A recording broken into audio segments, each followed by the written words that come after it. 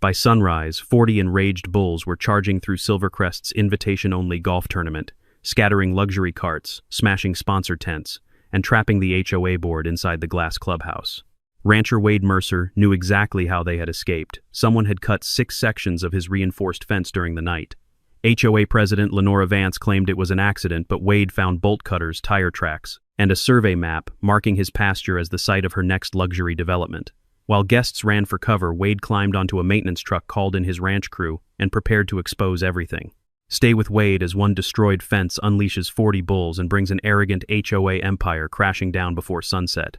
The ranch had belonged to the Mercer family for 3 generations. 640 acres of grass, timber, and open sky that Wade's grandfather had first fenced by hand, and that Wade himself had spent his entire adult life maintaining, improving, and defending against every drought, blizzard, and market downturn that came his way. He was 43 years old, quiet by nature, and far more comfortable reading the mood of a nervous herd than arguing with strangers, but decades of managing dangerous animals had taught him to know exactly where every boundary line on his property sat, and exactly what the law said about who could cross it. Wade Mercer had walked the eastern fence line of his ranch every Friday morning for as long as he could remember, and that particular morning was no different until he saw the new sign staked just beyond his property reading Silvercrest, Charity Golf Classic Private Event. 3 new holes had been carved into the earth on the other side of that fence, close enough to touch the pasture where Wade kept 40. Mature fighting, bulls, animals, bred and trained for rodeo competition, each one weighing somewhere between 1,500 and 2,000 pounds. He had warned the Homeowners Association more than once that this stretch of land needed real distance between the golf course and his cattle, but Lenora Vance wanted something else entirely. A 60-acre strip of his family's land to expand the course, build luxury villas, and cut a private road down to the lake that had belonged to the Mercer family for 3 generations. Lenora arrived that afternoon in a chrome golf cart with Blythe Corwin beside her and 2 private security guards trailing behind, handing Wade a printed violation notice that accused his fence of damaging the visual character of Silvercrest Heights. Wade listened without raising his voice, and then laid out the facts one at a time: that his ranch had existed 80 years before the Homeowners Association was ever founded, that he was not a member of that association, that his fence sat entirely on his own land, and that no board in the county had any authority to order him to tear it down. Lenora ignored every point and pressed forward, instead telling him that more than 200 wealthy guests, investors, bankers, and local officials were arriving the next morning for the tournament, and that she needed his herd moved to another pasture so the animals would not disturb her event. Lenora Vance was 48 years old, and had spent the past 6 years building Silvercrest Heights into what she liked to call a legacy community, a title she used often, and believed completely convinced that enough money and enough charm could reshape any boundary that stood in her way. She had already convinced her board that acquiring Wade's land was simply a matter of time, and she treated his repeated refusals not as final answers but as opening positions in a negotiation she fully intended to win by whatever means necessary. Wade refused, explaining that relocating 40 fighting bulls on short notice was both dangerous and unnecessary when the fence between them had held for decades. Lenora studied the fence line for a long moment, her expression unreadable, and then said quietly that by morning this problem would no longer stand in her way. Wade did not answer her because he understood immediately that what he had just heard was not a complaint about scenery. It was a threat delivered as calmly as a weather report, and he spent the rest of that evening walking the fence a second time, checking every post, tightening every wire he could find, and telling himself he was being careful rather than afraid. That night, one of his motion sensor cameras caught the headlights of a truck idling near the eastern fence at 2:13 in the morning, and Wade, asleep in the ranch house, less than a mile away, had no idea that 6 sections of his reinforced fence were already being cut apart in the dark. Before dawn, a cattle alarm tore him out of bed, the kind of alert that only sounded when animals were moving fast and far outside their normal range. He called Arden Pike, his ranch manager, before he had even finished pulling on his boots, and together they drove out to the eastern pasture to find 6 separate stretches of heavy-gauge fencing sliced clean through with a tool built for exactly that purpose. The posts had been dragged down with chains, leaving a gap wide enough for the entire herd to move through at once, and someone had gone further still, laying a trail of feed sacks leading directly from the pasture toward the golf course. Beyond, this was not random vandalism carried out by bored teenagers. Someone had planned with real precision to lure 40 dangerous animals off Wade's land and straight into a crowd of people. Arden Pike had spent 51 years around livestock, much of it working with competition bulls before he ever came to the Mercer Ranch, and he knew from a single glance at the cut wire that whoever had done this understood exactly how to open a fence without alerting the herd too early. He crouched beside one of the fallen posts, running his thumb along a clean, even blade mark, and told Wade quietly that this kind of cut took the right tool, the right hands, and more than a passing knowledge of how cattle behaved once they smelled open ground ahead of them. Arden noticed almost immediately that the herd had been agitated first by stage lighting generator noise and test fireworks from the golf course the evening before, and once one animal found the opening instinct, did the rest pulling the parters. Whole herd threw behind it. Wade called Sheriff Dorian Beck the moment he understood the scale of what was happening, telling him plainly that his fence had been sabotaged, that dangerous livestock was loose, that a large public event was underway on the other side of that fence, and that Silvercrest needed to evacuate its guests immediately. Lenora, when the sheriff's office reached her, refused outright to cancel the tournament, insisting instead that Wade had deliberately released his own cattle out of spite over the failed land deal. She went further than that, ordering her security team to lock the main gate so Wade could not bring in trucks or horses to recover the herd before it reached the crowd. Guests kept arriving anyway, expensive cars lining up at the entrance, live music already playing near the clubhouse, none of the 200 people walking toward the opening ceremony, aware that 40 fighting bulls were moving through a windbreak of trees only a few hundred yards away. Wade watched dust rise above that tree line and understood they had only minutes left before it was too late to stop what was coming. The lead bull, a scarred, heavy-shouldered animal the ranch crew called Brimstone, crested the rise above the tournament grounds just as Lenora lifted a microphone to welcome her sponsors, and his roar cut through her opening line before the crowd even knew what they seven, Tekenderly FA, were looking at. Brimstone came down the cart path first, and 39 bulls followed him in a single surging mass that tore straight into the middle of the ceremony. Guests scattered in every direction, golf carts collided with one another, banquet tables flipped over, and sponsor banners were trampled flat within seconds. A temporary stage collapsed after the herd struck its support frame, sending speakers and lighting rigs crashing down behind fleeing caterers. Wade climbed onto the bed of a maintenance truck and used its loudspeaker to shout instructions at the panicked crowd, telling people not to run together across open ground, not to wave clothing or scream directly at the animals, to get behind the clubhouse walls or inside solid structures and above, all not to stop and film the herd from close range. Lenora made the situation worse within moments, ordering her security guards to use air horns and golf carts to chase the bulls away from the roped-off area reserved for her most important donors, and the sharp blasts only drove the herd into a tighter, more frightened panic. A cluster of animals broke away from the main group and charged directly into the luxury car display near the entrance, dented hoods and shattered windshields littering the grass, where vehicles worth well over $1 million combined now sat crumpled on their sides. Wade and Arden worked fast to open an escape route through a maintenance gate on the south side of the property, using 2 slow-moving trucks to form a rough corridor that guided the herd toward an empty training field instead of deeper into the crowd. All around them, the manicured grounds Lenora had spent months perfecting were coming apart in real time, ice sculptures toppling off their stands, a string quartet abandoning their instruments, mid-note, as they sprinted for the pro shop, and a line of catering staff pressed flat against the clubhouse. Windows watching in disbelief as their carefully arranged canapé tables vanished beneath hooves and dust. Maribel Frost, the event's director, found herself pinned beneath a collapsed tent frame near the catering tables, and Wade drove straight toward the wreckage without hesitation,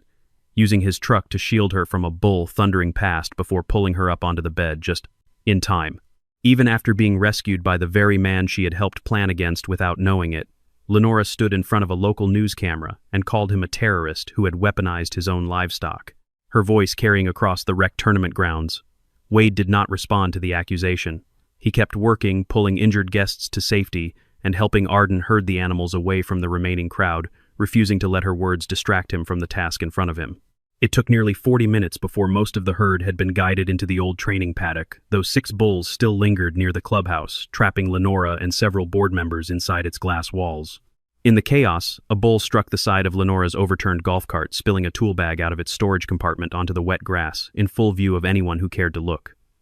Inside that bag sat 2 heavy-duty bolt cutters, a pair of work gloves stained with the same red clay found only on Wade's property, a survey map marked with 6 separate X marks along his fence line, and a printed invoice bearing the name Roscoe Madden. Maribel, standing only a few feet away, saw every single item fall out onto the grass and understood immediately what it meant. Sheriff Beck arrived shortly afterward with a full response team and sealed off the tournament grounds, ordering everyone present to remain until an initial investigation had been completed. Lenora tried to use her influence anyway, insisting to anyone who would listen that the Homeowners Association held a right-of-way through the fence line and that Wade had failed to keep his dangerous animals properly contained. Blythe Corwin, standing close beside her, handed the sheriff a copy of a supposed access agreement, bearing what she claimed was the signature of Wade's late father. But Wade recognized the forgery instantly, since his father had never once used the middle name printed on that document. Lenora demanded Wade be arrested on the spot for endangering the community, destroying property, disrupting a charity event, and causing millions of dollars in damage. Sheriff Beck refused to make an arrest that day, choosing instead to have the fence gap examined by his own investigators and to seize the tool bag that had fallen from Lenora's overturned cart. Lenora insisted the bag did not belong to her at all, shifting blame entirely onto Roscoe Madden, the contractor she claimed had only been hired to repair an old section of fencing. Wade called his attorney Everett Sloan a careful, sharp-eyed land-use lawyer of 57 who had handled 3 generations of Mercer property disputes, and who never once raised his voice, even when the situation in front of him plainly called for it. Everett told him immediately not to argue with anyone in public, and instead to preserve every piece of evidence he could gather, backing up his security footage, photographing tire tracks, collecting soil samples, saving the herds, location data, logging the exact timing of every emergency call, and formally requesting that the golf course preserve all of its own surveillance recordings. Maribel quietly told Wade afterward that Lenora had asked her only the day before the tournament to erase the maintenance crew's overnight work schedule, a request that had seemed strange at the time and now made a sickening kind of sense. When investigators checked the golf course's own security server, they discovered that every recording between 1 and 4 in the morning had been deleted without explanation. What Lenora apparently did not realize was that the same footage had automatically synced to a secondary cloud account managed by Maribel's event company, an account nobody involved in the sabotage had thought to check. Maribel handed a full copy of that backup directly to Sheriff Beck and to Wade, and the recording showed Roscoe Madden's truck entering the maintenance road at exactly 1:58 in the morning, followed 10 minutes later by Lenora's own vehicle arriving at the same location. The footage caught Lenora passing an envelope to Roscoe before pointing toward the fence line with Blythe standing nearby, holding a rolled construction blueprint under one arm. The camera angle did not capture the actual moment the fence was cut, since that stretch sat behind a line of trees, but the timing and the route left little room for innocent explanation. Everett began pulling public records related to a project called Silver Crest Grand Reserve, and discovered that Lenora had already signed a preliminary agreement with a real estate development firm worth $72 million. Under that contract, the Homeowners Association was required to deliver 60 clear acres of land before the end of the month, and that 60-acre parcel belonged in its entirety to Wade's family ranch. If the association failed to deliver, it would owe the developer an $8 million deposit refund, plus an additional $12 million in penalties, a debt that would have crippled Silvercrest financially and personally ruined the board members who had signed off on it. Lenora had told her investors that the association was already close to securing the land through an old right-of-way, and promotional materials for the project had gone so far as to rename Wade's private lake as the Silvercrest Private Lake, as if the deal were already finished. Everett laid every document out across a long conference table at his office, walking Wade through each page slowly, and the two men sat in silence for a moment. Once the full picture came into focus, both understanding this was no longer a simple dispute between neighbors but a calculated fraud built to survive scrutiny from investors, county officials and residents alike. Her plan, once Everett laid it out piece by piece, followed a clear and cynical sequence, first releasing the herd during a major public event, then using the resulting chaos as proof that Wade's ranching operation was unsafe, then seeking an emergency order to suspend his livestock permits, then pressuring him to sell his land at a reduced price under threat of losing his license, and finally closing the development deal before the contractual deadline expired. Blythe had quietly pulled $1.6 million from the association's reserve fund to cover design costs and the initial deposit, doing so without ever bringing the expense before a vote of the residents she was supposed to answer to. Wade understood now that the chaos at the tournament had never been an accident that spiraled out of control. It had been the entire point of the plan from the very beginning, engineered deliberately to force him into a corner where selling his land would seem like the only way out. Before Sheriff Beck could question him further, Roscoe Madden vanished, and his truck was later found abandoned near the highway, with no sign of the man himself anywhere nearby. Inside the cab, deputies found a handwritten note that read, "Mercer paid me, Vance knew nothing," a single line clearly designed to shift the entire blame onto Wade and clear Lenora of any wrongdoing. Everett examined the note closely and pointed out that the ink appeared far too fresh, and the handwriting did not match samples taken from Roscoe's signed work contracts on file with the county. Someone had gone to considerable trouble to manufacture a false confession, and the clumsy attempt only strengthened the growing suspicion that Lenora and her allies were far more desperate than they had let on. Sheriff Beck ordered a fresh search of the area around Roscoe's abandoned truck, and deputies soon turned up a receipt from a gas station 11 miles down the highway, time-stamped only a few hours after the note had supposedly been written, showing a transaction made with a card that did not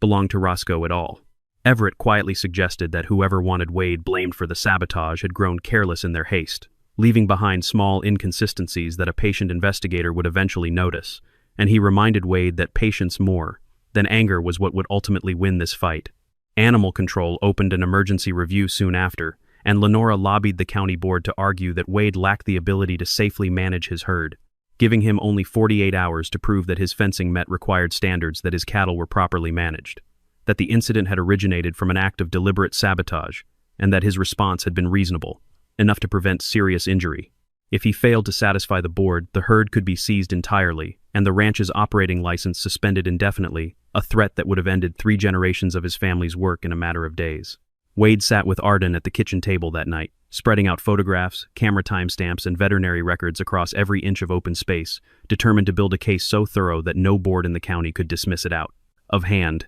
Neighbors he had known his entire life began stopping by, unannounced, some offering statements about how carefully he had always managed his herd, others simply bringing coffee and sitting with him while he worked, a quiet reminder that Silvercrest's board did not speak for the whole community, only for the small circle Lenora had built around herself. Wade refused to answer that threat with anger, choosing instead to turn his own property into a careful, methodical crime scene built from evidence rather than emotion. Arden matched the cut marks on the fence wire to the same blade pattern found on the cutters recovered from Lenora's overturned cart, while drag marks on the fallen posts lined up precisely with a tow hook mounted on Roscoe's abandoned truck. A closer review of the ranch's own cameras revealed something the earlier footage had missed: a woman in a white event jacket stepping out of Lenora's vehicle to lay the trail of feed sacks that had lured the herd toward the golf course. And Maribel recognized that jacket instantly as part of the standard uniform worn by Lenora's own event staff. Sheriff Beck eventually located Roscoe hiding at a motel outside town and brought him in for questioning, where the contractor admitted Lenora had hired him to remove what she described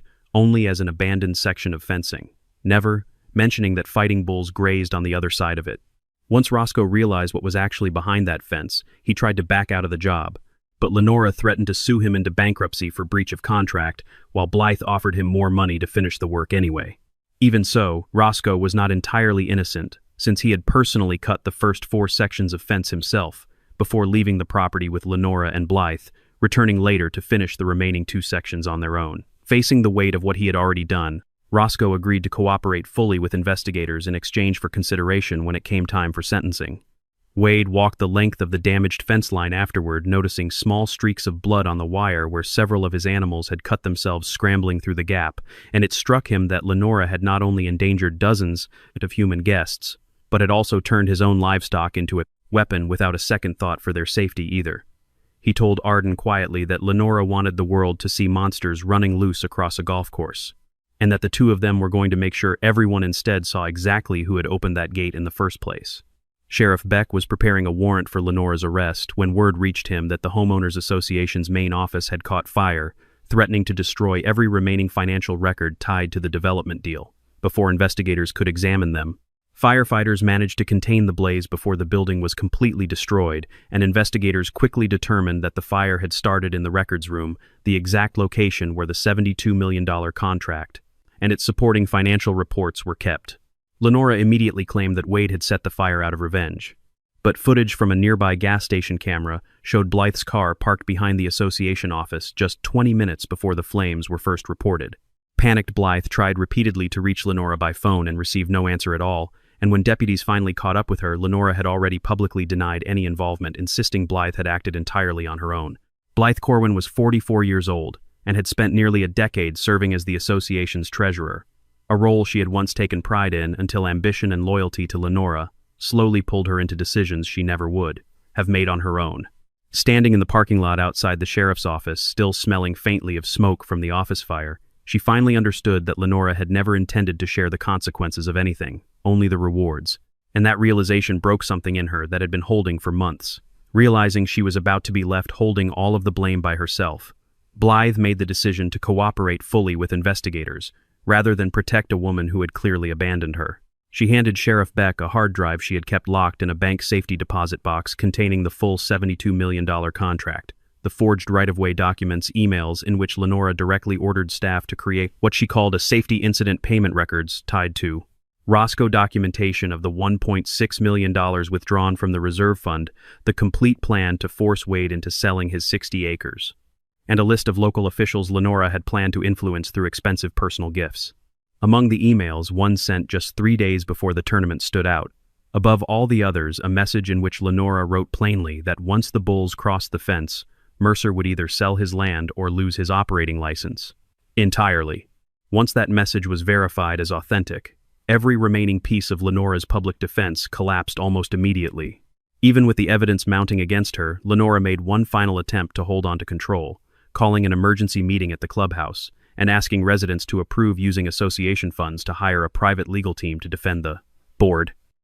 Wade attended that meeting as the landowner most directly affected by everything that had happened, and Lenora tried to turn the gathering into a public attack against him. But Maribel stood up instead and played the backup security footage on the large screen at the front of the room for every resident to see. A hush fell over the room as the timestamp in the corner of the screen ticked past 2 a.m, and residents who had spent years defending Lenora at every prior meeting now sat frozen watching their own community leader caught on camera exactly where she had sworn under oath she had never been.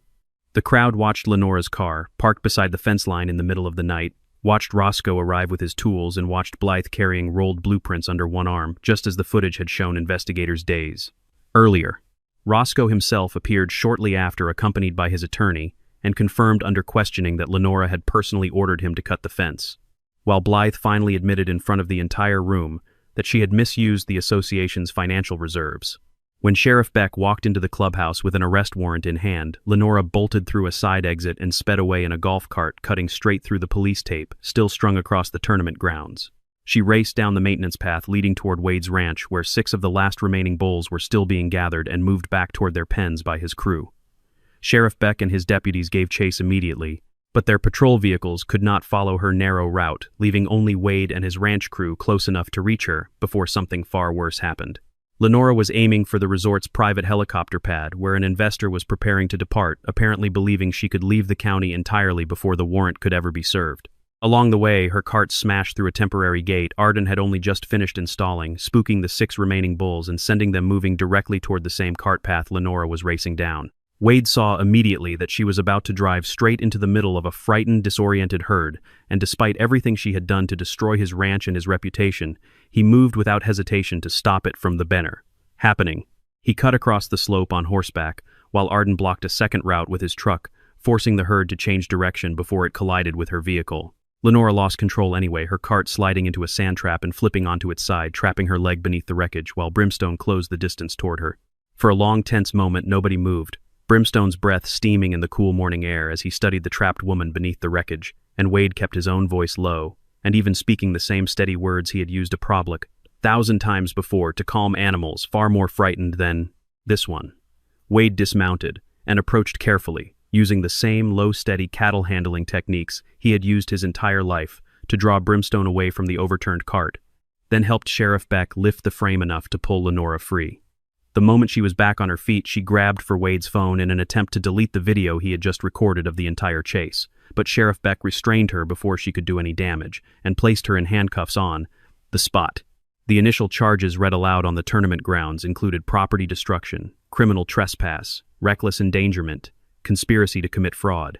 forgery of official documents, misappropriation of association funds, obstruction of an active investigation, and ordering the destruction of evidence. Residents who had gathered near the wreckage watched the arrest in near total silence, some of them lowering their phones without ever taking the photographs they had raised moments earlier, as if the scene in front of them no longer felt like something worth capturing so much as something worth quietly absorbing. Wade looked out at the ruined clubhouse, the overturned carts scattered across the grass, and the sponsor banners lying face down in the mud, understanding that the very event Lenora had planned to use against him had instead shown the entire community exactly who she truly was. Before deputies loaded her into the patrol car, Lenora turned back toward Wade one last time and warned him that the association would sue him until his ranch had nothing left, that she believed money alone could still undo everything that had just happened in front of dozens of witnesses. Everett Sloan stepped forward calmly and told her that the association would not be suing anyone at all since a judge had already frozen every one of its accounts earlier that afternoon.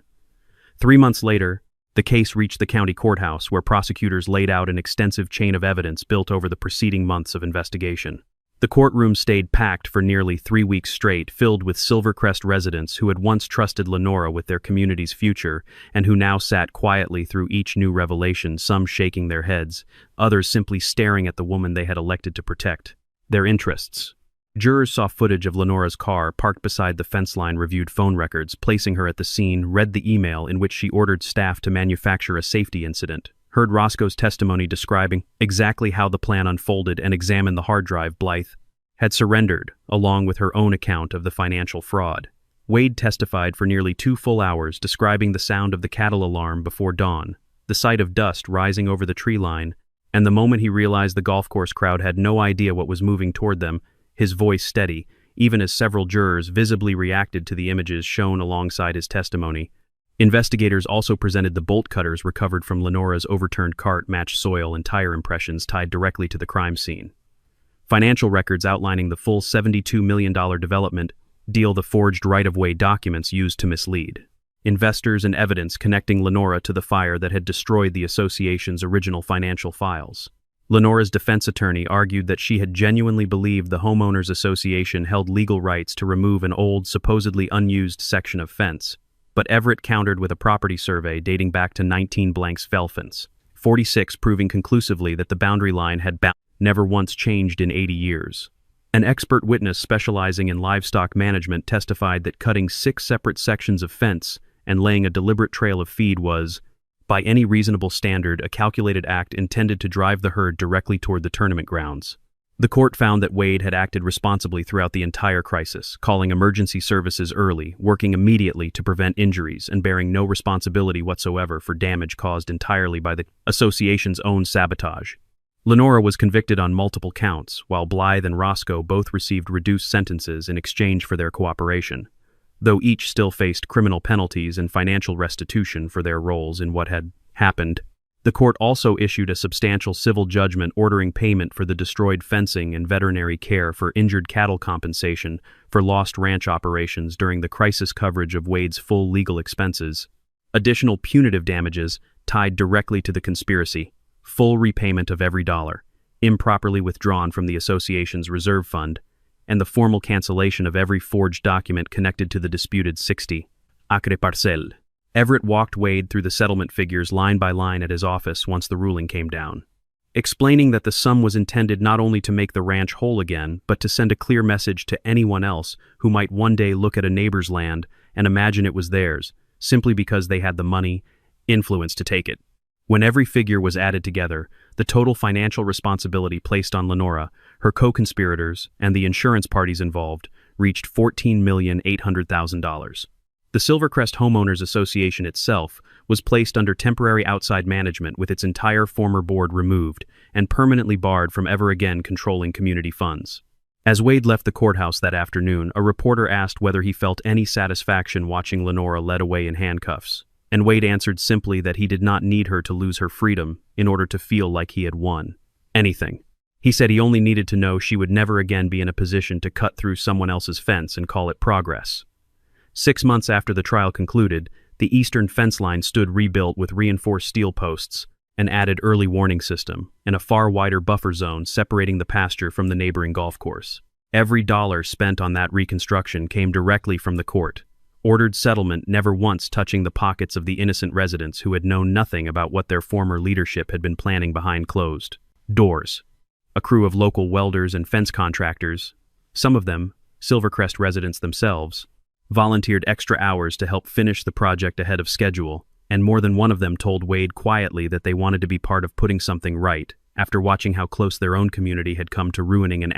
innocent family. The new leadership at Silvercrest signed a clear, formal agreement with Wade that barred the association from ever entering his property again, prohibited any future claim to his land, banned large events from being held too close to his grazing areas, required the association to maintain its side of the safety buffer, and mandated full transparency of its finances to every resident going forward.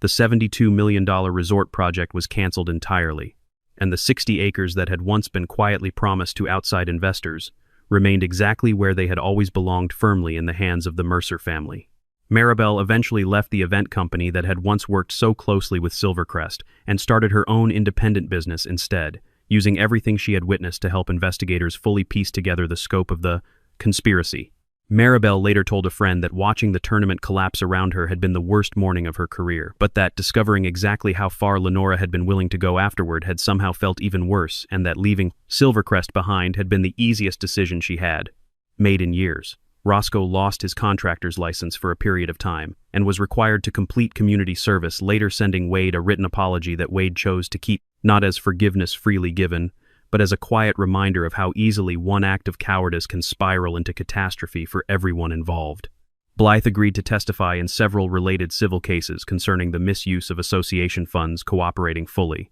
As restitution efforts continued for the residents whose money had been spent without their knowledge or consent, and she to Bursusan Havidan as Filiace.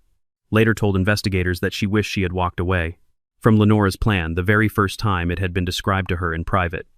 Rebuilding trust within Silvercrest took far longer than rebuilding the fence itself. But the new board's insistence on full financial transparency slowly began to repair the damage left behind by years of decisions made without the residents ever knowing. Lenora, meanwhile, was left to face years in prison, a mountain of financial penalties, and the total collapse of a reputation she had once used freely to intimidate anyone who stood in her way. In the final light of a warm evening months later, Wade and Arden walked 40 bulls back out onto the eastern pasture, the herd settling calmly into grass that had once been the scene of chaos and near disaster. Brimstone paused at the new fence line, looked out toward the quiet golf course beyond it for a long moment, and then turned away without any of the agitation that had marked that terrible morning months before. On the other side of that boundary, the association's charity tournament returned that season on a far smaller and more modest scale, without the sprawling investor tents, without the $72 million banners, and without Lenora anywhere near a microphone or a stage. The new board invited Wade to attend as an honored guest in recognition of everything the community had learned from what had happened,